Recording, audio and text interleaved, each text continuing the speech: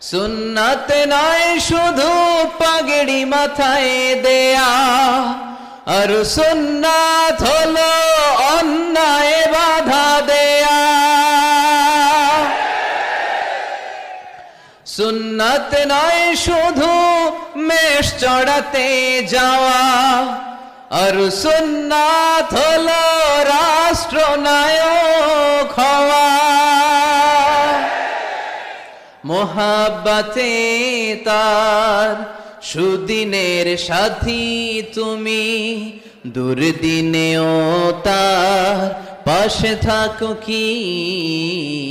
আর কিছু সুন্নাত আছে তুমি জানো কি, জানলেও জীবনে কখনো তা মানো কি।